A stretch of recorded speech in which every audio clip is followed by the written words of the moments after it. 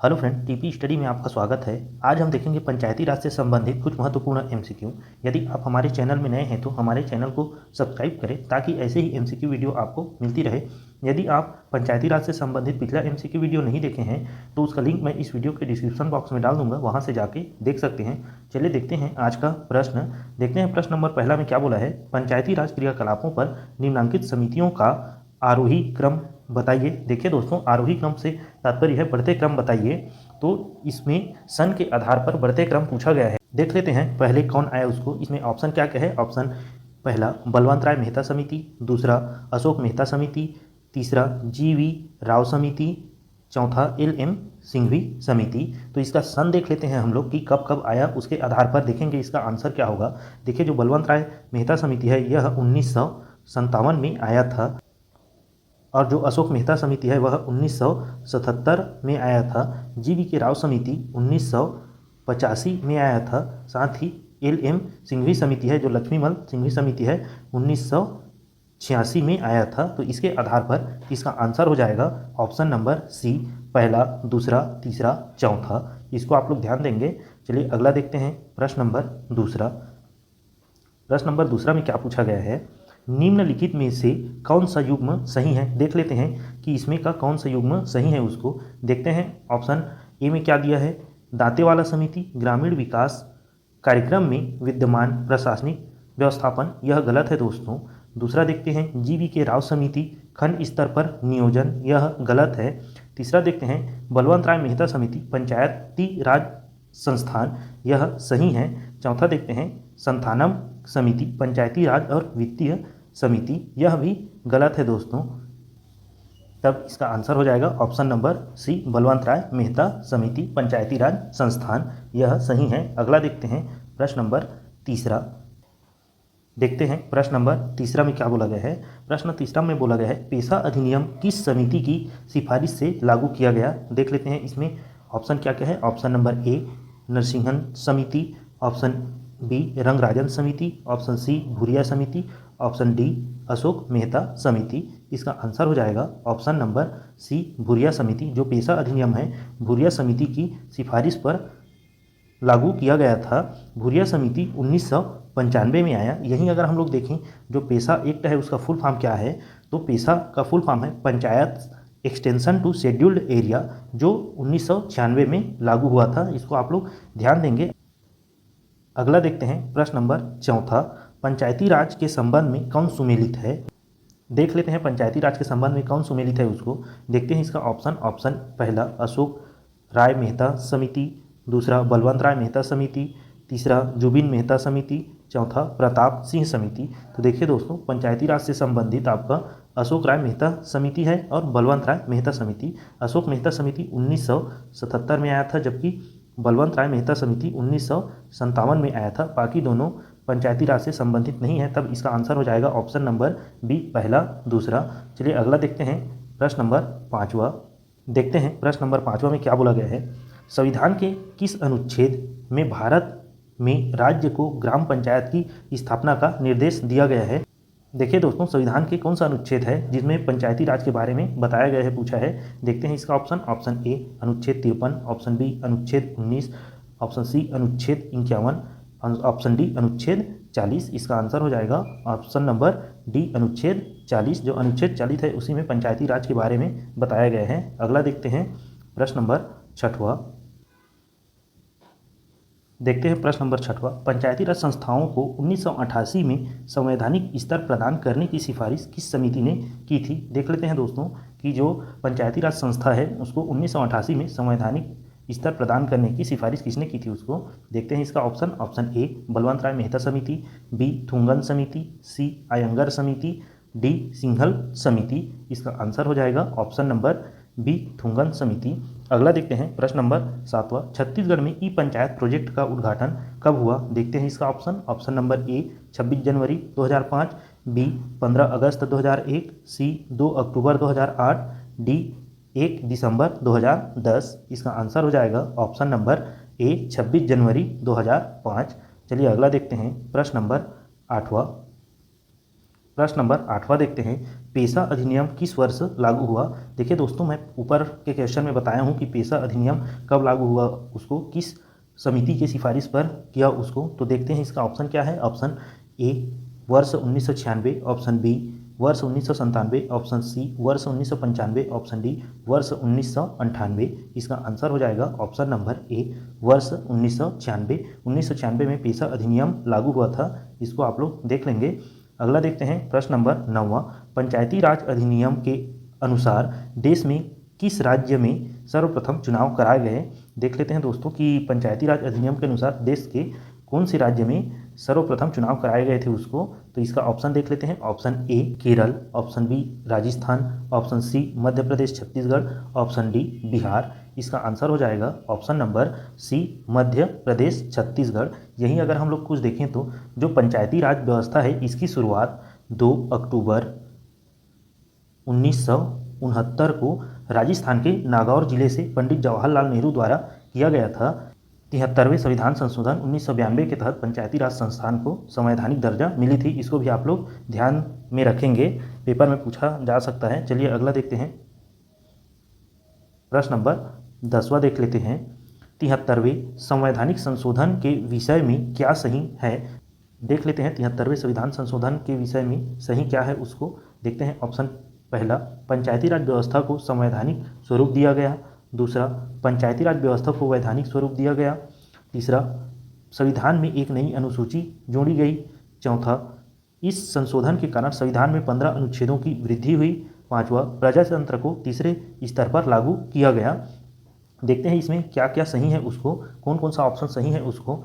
Option पहला देखते हैं, पंचायती राज व्यवस्था को संवैधानिक स्वरूप दिया गया, यह सही है दोस्तों। 73वें संविधान संशोधन अधिनियम 1992 के तहत पंचायती राज व्यवस्था है उसको संवैधानिक स्वरूप मिला है। दूसरा देखते हैं, पंचायती राज व्यवस्था को वैधानिक स्वरूप दिया गया, यह गलत हो जाएगा।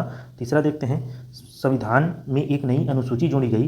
देखिए दोस्तों, 73वें संविधान संशोधन 1992 के तहत संविधान में 11वीं अनुसूची जोड़ी गई जो पंचायती राज व्यवस्था से संबंधित है, तो यह सही हो जाएगा ऑप्शन। चौथा देखते हैं, इस संशोधन के कारण संविधान में 15 अनुच्छेदों की वृद्धि हुई। देखिए दोस्तों, 15 अनुच्छेदों की वृद्धि नहीं हुई है, इसमें 243 जो अनुच्छेद है उसके अंतर्गत उप अनुच्छेद के रूप में 15 अनुच्छेद शामिल किया गया है, न कि 15 अनुच्छेद की वृद्धि हुई है। 243 ए से लेकर 243 ओ तक 15 उप अनुच्छेद जोड़ी गए हैं दोस्तों। पांचवा देख लेते हैं, प्रजातंत्र को तीसरे स्तर पर लागू किया गया, यह सही है। इस आधार पर इसका आंसर हो जाएगा ऑप्शन नंबर सी 1, 3, 5 सही है, देख लेंगे इसको। चलिए अगला देखते हैं। प्रश्न नंबर 11। प्रश्न नंबर 11 है, उसमें क्या पूछा गया है देखते हैं। सूची ए को सूची 2 से सुमेलित कीजिए और नीचे दिए गए कूट की सहायता से सही उत्तर का चयन कीजिए। देख लेते हैं सूची ए में क्या दिया गया है और सूची 2 में क्या गया है। देखिए सूची 1 में दिया गया है अनुच्छेद, जबकि सूची 2 में दिया गया है प्रावधान। देखते हैं कि सूची 1 और सूची 2 में कौन कौन सा मिलान होता है। देखिए 243 का में बोला गया है ग्राम सभा, 243 ख में बोला गया है पंचायतों का गठन, जबकि 243 ग में बोला गया है पंचायतों की संरचना और 243 घ में बोला गया है सीटों का आरक्षण। इस आधार पर इसका आंसर हो जाएगा ऑप्शन नंबर सी 3, 4, 2, 1। इसको आप लोग ध्यान देंगे। अगला देखते हैं प्रश्न नंबर 12वां। प्रश्न नंबर 12 में क्या बोला है, स्थानीय स्वशासन की शक्ति किसके द्वारा प्रदत्त होती है। देखते हैं इसका ऑप्शन। ऑप्शन ए कानून द्वारा, ऑप्शन बी राज्य शासन द्वारा, ऑप्शन सी केंद्रीय शासन द्वारा, ऑप्शन डी राष्ट्रपति द्वारा, ऑप्शन ई इनमें से कोई नहीं। इसका आंसर हो जाएगा ऑप्शन नंबर ई इनमें से कोई नहीं। जो स्थानीय स्वशासन की शक्ति है वह संविधान द्वारा प्राप्त है दोस्तों, न कि इन ऑप्शन में जो दिया है उनके द्वारा। इसको आप लोग ध्यान देंगे, इसका आंसर संविधान हो जाएगा। चलिए अगला देखते हैं प्रश्न नंबर 13। प्रश्न नंबर 13 में क्या पूछा गया है। प्रश्न नंबर 13 में पूछा गया है, भारत के संविधान के किस अनुच्छेद में निम्नलिखित वर्णित है। इस भाग के प्रावधानों के अनुसार गांव, मध्यवर्ती और जिला स्तरों पर हर राज्य में पंचायतों को गठित किया जाएगा। देखिए दोस्तों, यहाँ पंचायतों का गठन पूछा गया है, तो वह किस अनुच्छेद के अंतर्गत है देख लेते हैं हम लोग। देख लेते हैं इसका ऑप्शन। ऑप्शन ए अनुच्छेद 243 ई, ऑप्शन बी अनुच्छेद 243 के, ऑप्शन सी अनुच्छेद 243 जेड, ऑप्शन डी अनुच्छेद 243 बी। इसका आंसर हो जाएगा ऑप्शन नंबर डी अनुच्छेद 243 बी। अनुच्छेद 243 बी के तहत पंचायतों का गठन बोला गया है। ध्यान देंगे इसको। यही अगर हम लोग देखें जो अनुच्छेद 243 ई है उसमें क्या बोला है, उसमें बोला है पंचायतों का कार्यकाल, जबकि अनुच्छेद 243 के में बोला है पंचायतों के लिए निर्वाचन एवं निर्वाचन आयोग। अनुच्छेद 243 जेड में बोला गया है नगर पालिकाओं का लेखा संपरीक्षा। इसको आप लोग ध्यान देंगे जो बताया हूँ उसको। अगला देखते हैं प्रश्न नंबर 14। देखते हैं प्रश्न नंबर 14 में क्या बोला है उसको। भारत के संविधान के किस अनुच्छेद में कहा गया है कि प्रत्येक पंचायत जब तक कि किसी कानून के तहत समय से पहले ही भंग नहीं हो जाती उसकी पहली बैठक के लिए नियुक्त की गई तारीख से 5 साल तक जारी रहेगी और आगे नहीं। देखिए दोस्तों, यहाँ प्रश्न नंबर 14 में पंचायत का जो कार्यकाल है उसको पूछा गया है। देखते हैं इसमें कि पंचायत का कार्यकाल कितने दिन तक होता है, उसको किस अनुच्छेद के अंतर्गत है। देखते हैं इसका ऑप्शन ए अनुच्छेद 243 के, ऑप्शन बी अनुच्छेद 243 बी, ऑप्शन सी अनुच्छेद 243 ई, ऑप्शन डी अनुच्छेद 240 सी।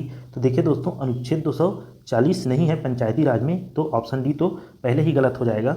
इसका आंसर हो जाएगा ऑप्शन नंबर सी अनुच्छेद 243 ई। इसको देख लेंगे आप लोग। जो कार्यकाल है वह अनुच्छेद 243 ई के अंतर्गत आता है। अनुच्छेद 243 के में बोला गया है पंचायतों के लिए निर्वाचन एवं निर्वाचन आयोग, जबकि अनुच्छेद 243 बी में बोला गया है पंचायतों का गठन। अगला देखते हैं प्रश्न नंबर 15। प्रश्न नंबर 15 में क्या बोला गया है, संविधान का अनुच्छेद 243 ओ किससे संबंधित है। देखते हैं इसका ऑप्शन ए पंचायत चुनाव मामले में अदालतों द्वारा हस्तक्षेप करने के लिए बाध्य, दूसरा नगर पालिकाओं की सीटों का आरक्षण, सी नगर पालिकाओं का संविधान, डी नगर पालिकाओं की रचना। इसका आंसर हो जाएगा ऑप्शन नंबर ए पंचायत चुनाव मामले में अदालतों द्वारा हस्तक्षेप करने के लिए बाध्य। अगला देखते हैं प्रश्न नंबर 16। देखिए प्रश्न नंबर 16 में क्या बोला गया है, सूची 1 को सूची 2 से सुमेलित कीजिए और नीचे दिए गए कूट की सहायता से सही उत्तर का चयन कीजिए। देख लेते हैं इसका ऑप्शन क्या क्या है। देखिए सूची ए में अनुच्छेद दिया गया है, जबकि सूची बी में प्रावधान दिया गया है। देख लेते हैं इसमें कौन सा अनुच्छेद कौन से प्रावधान से संबंधित है। अनुच्छेद 243 आई जो है में राज्य वित्त आयोग के बारे में बोला गया है, जबकि अनुच्छेद 243 जे में पंचायतों के लेखाओं की संपरीक्षा बोला है। अनुच्छेद 243 के में पंचायतों के लिए निर्वाचन एवं निर्वाचन आयोग बोला है। अनुच्छेद 243 एल में बोला गया है पंचायती राज लागू होना। तो देखते हैं इसके आधार पर इसका आंसर क्या हो जाएगा। इसका आंसर हो जाएगा ऑप्शन नंबर ए 4 2 3 1। ध्यान देंगे इसको। अगला देख लेते हैं प्रश्न नंबर 17। देखिए प्रश्न नंबर 17 में क्या पूछा गया है। प्रश्न नंबर 17 में पूछा गया है छत्तीसगढ़ पंचायती राज अधिनियम में कितनी धाराएं, अध्याय और अनुसूचियां हैं। देख लेते हैं इसका ऑप्शन क्या क्या है। ऑप्शन ए 162 धाराएं, 45 अध्याय और 1 अनुसूची। ऑप्शन बी 152 धाराएं, 35 अध्याय और 2 अनुसूची। ऑप्शन सी 142 धाराएं, 25 अध्याय और 3 अनुसूची। ऑप्शन डी 132 धाराएं, 15 अध्याय और 4 अनुसूची। इसका आंसर हो जाएगा ऑप्शन नंबर डी 132 धाराएं, 15 अध्याय और 4 अनुसूची। इसको ध्यान देंगे आप लोग। देखिए इसको एडीओ 2017 में पूछा गया है। देखते हैं अगला क्वेश्चन प्रश्न नंबर 18। इस राज्य के पंचायती राज अधिनियम 1993 की धारा 88 के तहत ग्राम पंचायत के क्रियाकलापों की जांच किसके द्वारा की जाती है। देखते हैं इसका ऑप्शन क्या क्या है। ऑप्शन नंबर ए पंचायत एवं समाज शिक्षा संगठन, बी आंतरिक अंकेक्षण एवं करारोपण अधिकारी, ऑप्शन सी जिला अंकेक्षक, ऑप्शन डी कलेक्टर द्वारा नामित कम से कम द्वितीय श्रेणी के अधिकारी। तो इसका आंसर हो जाएगा ऑप्शन नंबर डी कलेक्टर द्वारा नामांकित कम से कम द्वितीय श्रेणी के अधिकारी। अगला देखते हैं प्रश्न नंबर 19। देखिए प्रश्न नंबर 19 में क्या पूछा गया है। प्रश्न नंबर 19 में पूछा गया है छत्तीसगढ़ पंचायती राज अधिनियम या छत्तीसगढ़ पंचायती राज एक्ट किस वर्ष से प्रभावी हुआ। देखते हैं इसका ऑप्शन क्या क्या है। Option A 1998, option B 1995, option C 1993, option D 1999, option E 2008। इसका आंसर हो जाएगा ऑप्शन नंबर सी 1993। अगला देखते हैं प्रश्न नंबर 20। प्रश्न नंबर 20 क्या है देख लेते हैं। छत्तीसगढ़ पंचायती राज अधिनियम 1993 के अनुसार निम्नलिखित में से कौन से कथन सही हैं? देख लेते हैं इसका कौन सा कथन सही है, उसको देखते हैं। धारा 29, जो धारा 29 है वह जिला पंचायत का गठन से संबंधित है, जबकि धारा 40 पंचायत पदाधिकारियों का हटाया जाना है। धारा 42 राज्य निर्वाचन आयोग की शक्तियां हैं। धारा 45 में बोला गया है पंचायत द्वारा अंतिम रूप से निपटाए गए विषय पर पुनर्विचार, न कि सम्मिलन की प्रक्रिया। तो इसका आंसर हो जाएगा ऑप्शन नंबर बी 1, 2, 3। जो 1, 2, 3 है, धारा 29, धारा 40, धारा 42, यह सही है दोस्तों। तो इसको आप लोग ध्यान देंगे। चलिए आज का क्लास यहीं तक रखते हैं। यदि आपको हमारे यह वीडियो अच्छा लगा होगा तो हमारे चैनल को सब्सक्राइब करें। धन्यवाद दोस्तों।